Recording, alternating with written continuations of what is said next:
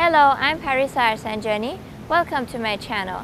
In this session, we're going to be learning a new pose called Ekapada Ardha Purvottanasana, or in English it has two names, a one-legged crab pose or one-legged tabletop pose. And if you're new here, please watch the videos that are categorized in the playlist on my channel, and I'll be very thankful if you subscribe. And also, if you want, you will make me very happy if you follow me on Telegram channel, Instagram and TikTok as well. So the pose we're learning in this session is actually a quite advanced pose, and it also has around 3 options to do it.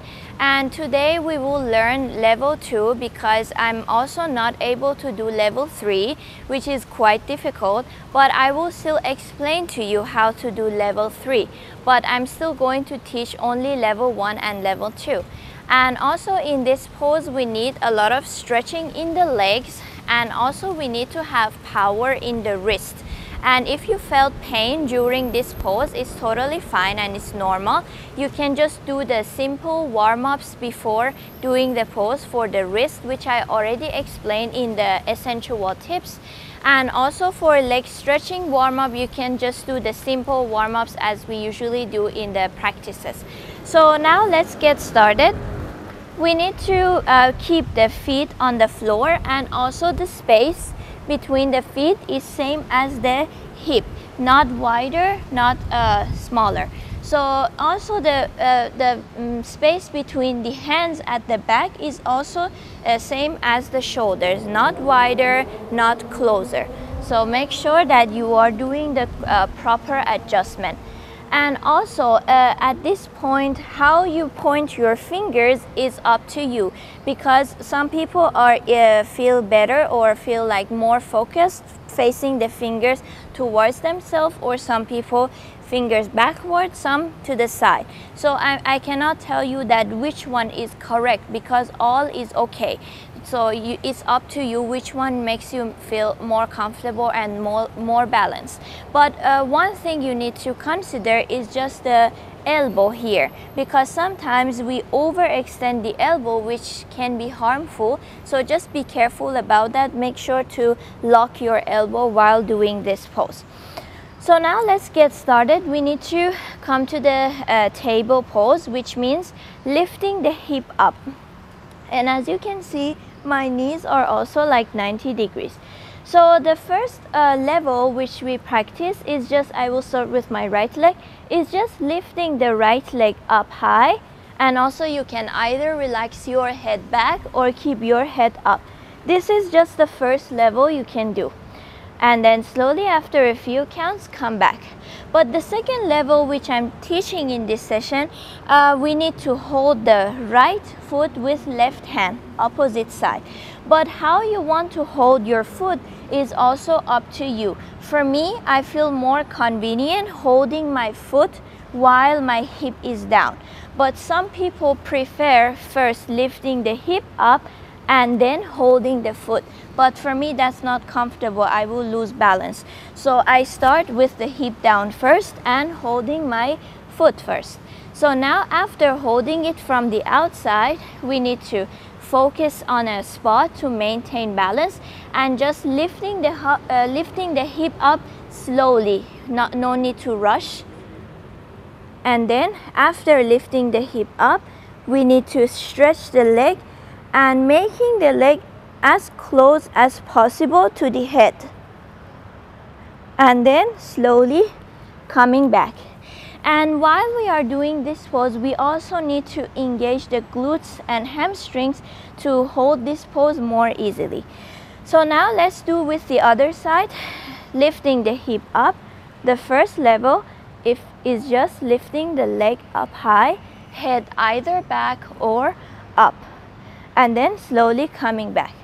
Second level is holding the foot from the outside, and then slowly with balance, lifting the hip up, then stretching the leg and making the leg as close as possible to the head, and then slowly after a few counts coming back.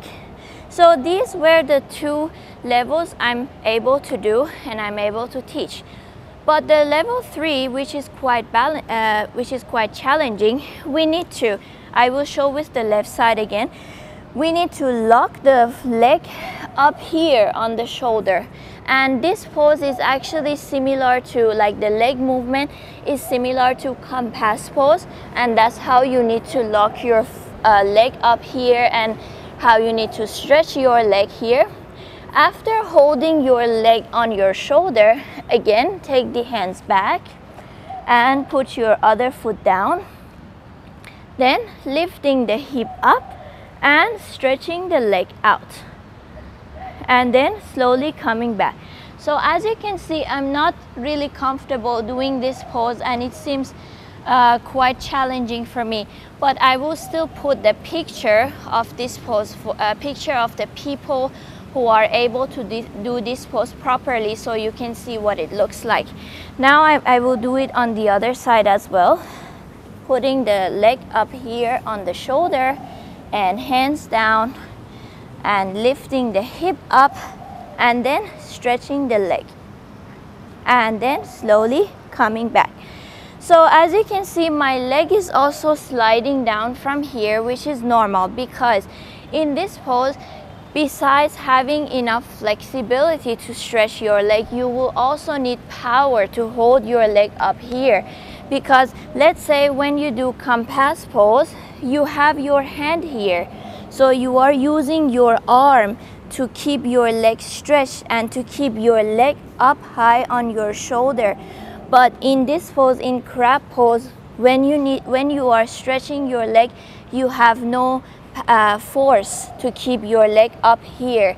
So in order to avoid sliding it down, you will also need to have power to hold your leg here besides stretching. So don't worry if you couldn't do the main pose. You can simply practice with level 1 and then slowly move to the next levels.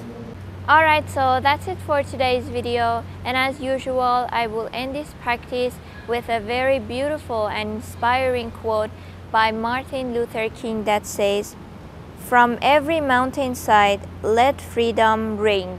Thank you so much for your time and for being with me today. If you have any questions, feel free to ask me in the comment below. And also thanks a lot for your kind comments, for liking and sharing my videos, and for subscribing to my channel. Weekly, I upload videos about the topics that are categorized in the playlist. I'll see you all in my next videos. Bye!